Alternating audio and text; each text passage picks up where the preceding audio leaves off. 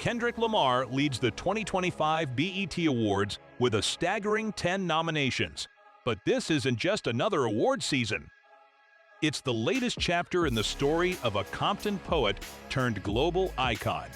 Let's explore how Kendrick went from K.Dot to King. Special guest in the building. Yes, one of the leaders of the new West Coast. Dr. Dre's newest artist. Yes, the leader of the Black Hippie Movement. And he goes by the name of Kendrick Lamar. Yes, sir. What's up, homie? What up with it, man? You gotta be, I have to say, in the last, 3 or 4 years, I've never heard a West Coast rapper on New York radio like that. It has been at least 4 years when Game's last project. Probably Game. Yeah, Game's been the last one. Absolutely. Kendrick Lamar Duckworth was born in Compton, California in 1987. Raised in a city known for its struggles and strength, Kendrick absorbed the realities around him. Inspired by Tupac and Dr. Dre, he started rapping as K.Dot in high school.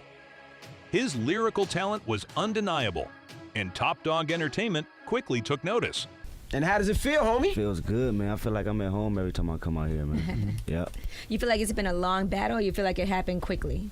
Nah, I've been working at this for years, man. I know, because I met time. you years ago. So I know some people might think it kind of happened overnight, like Kendrick Lamar came out of nowhere, the people that weren't up on you at first, but it really was a long time. Right, patience. It's not even your first record deal. You were signed to Def Jam back in the day. Yeah, a little bit. Yep, little development deal. I was a kid, though. I wasn't ready. That was under the Jay-Z regime, too. Yeah.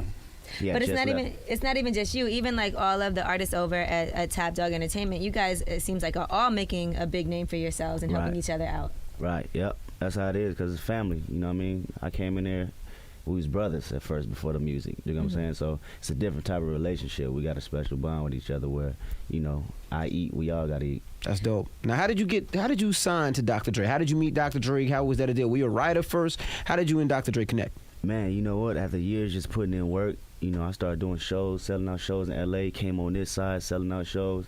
It just finally caught the attention. You know, I was with Top Dog Entertainment, independent company for years.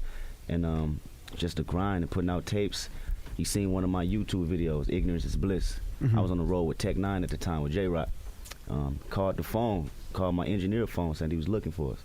We thought it was fake or whatnot. And finally got in touch with management the next week. I locked in the studio with him for about 8-9 days. We was just banging out records for Detox. And he was like, man, you got the potential, you know, to really do something. Section .80 marked his arrival, but it was 2012. Good Kid, MAAD City, that changed everything. A concept album chronicling his youth, it blended storytelling with cinematic production, instantly hailed a classic. Kendrick wasn't just a rapper anymore, he was a voice. So the whole thing was he wanted to get me in the studio and really catch a vibe because, you know, you can see a lot of artists and they might not, you know, have the same type of, you know, feel that you see on, you know, TV or whatnot. And he said the chemistry was there, he wanted to go all the way with it. Was that the first time you met Dre? Before that, did Dre seem like a unicorn to you, like a mythical figure you'd hear about but never see? Felt like he was under an underground railroad dungeon somewhere, like you never see this dude.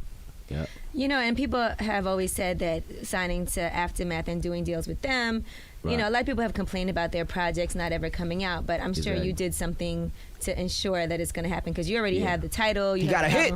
Yeah. I don't know if it's a hit yet. It's a good record. It's a great record. It's a great record, but I don't know if it's a hit. And it's perfect for, you know, because he has one of those, he has a core fan base. You know what I mean? It's one of those fan bases that follow him. He goes city to city and he sells out shows whether major radio plays him or not, you know, which is more important than anything else. Yeah, that's the whole catch nowadays, man. You got to go out there and do it yourself, you know, and Dre obviously recognized that, you know, we was already developed as a whole team, as a whole unit, where he didn't really have to, you know, put all his hands, you know, as far as the dirty work and getting that buzz up, because we already did that. Right. To Pimp a Butterfly was Kendrick's most daring work yet, fusing jazz, funk, and political commentary. Then came Damn, the album that earned him a Pulitzer Prize, making him the first hip-hop artist to receive the honor. He continued pushing the genre forward, unafraid to challenge norms or speak hard truths. So once we got that up, you just want to take it to the next level and we got to move. Does that make people bump heads, though? Because now it's like, you know, I'm sure you have Top Dog and you have Dr. Dre who are kind of molding your career. Do they have to, like, argue about what they think is best for you, or are they in accordance with each other? Not necessarily argue, but, you know, just have more meetings and make sure the vision is right. You know what I'm saying? Because it will cause confusion. But we try to make sure we on pace, you know, with anybody we involved with. Is there a release date for the album yet? No, not of yet. Are you gonna drop this year? Yeah, Okay. definitely. I saw that you just shot the video for the recipe also. Right. You and Dr. Dre. Yes, It's like ma'am. you get him to do stuff that nobody else gets him to do. Yeah, man, that's big homie. You're a good dude, man, and you know it just feel good because you respect the music. Are you gonna have your own headphones? My own headphones. I wish. Can be $1 billion company. No, when you sign, that's the part of the deal. You get a free pair of headphones. So you Not got, a pair. I'm talking about his own pair. Yeah, Oh. like your own line. Do you know ever what I'm saying? sigh like he'd be like, all right, let's work on some records with Detox. You'd be like, oh, come Dre, come on. You know the Detox ain't coming out. Let's work on my album. Now, the other day there was some controversy when you were being brought out onto stage. Right? Yeah. What happened? Man, you know, I was back. I didn't even know how that was going on. When he Coming to the said that. stage, we got real hip hop. Oh, Yeah, I it looked was up- you. Right. I You looked- started that. Oh, you was the artist you was introducing. Oh, man, yeah. got you. This is all your fault, Kendrick. All your fault. As an artist, how would that make you feel if somebody slighted you like that? Oh, I'd be hot. You know, she got all the right reason to be hot. I can't take that from her, for Right. sure. And all the right reason to do what she did. And, yeah. Yep. That's real. So you wouldn't have performed either? I'd have been hot. I'd probably still perform, though. Okay. I'd have performed for sure. What do you think there's a difference between like real hip hop and like not real hip hop, or I mean, people always try to, you know, categorize it, but it's a certain point in time where artists got to take it to the next level, or else everybody be saying, oh, they didn't grow, they were stuck in the underground scene, and you know, then they have that talk rather than just saying this is a big artist now. But what the hell is real hip hop?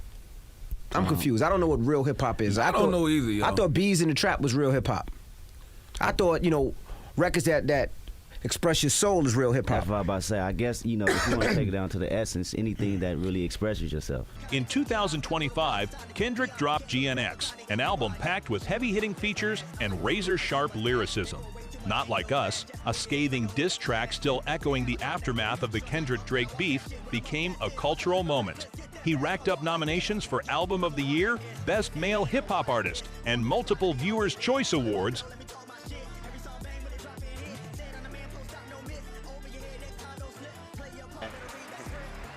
What's up, man?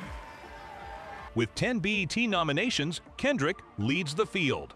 He's up for Best Collaboration with Future, Metro Boomin, and Shaw. He's nominated as Video Director of the Year alongside Dave Free.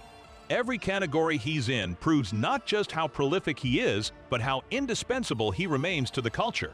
Kendrick Lamar's 2025 isn't about reinvention, it's about reaffirmation. He's a poet, a performer, and a powerhouse. From Compton streets to global stages, his voice defines a generation. And as the BET Awards show, his legacy isn't finished, it's just hitting its stride. Hit subscribe for more stories like this.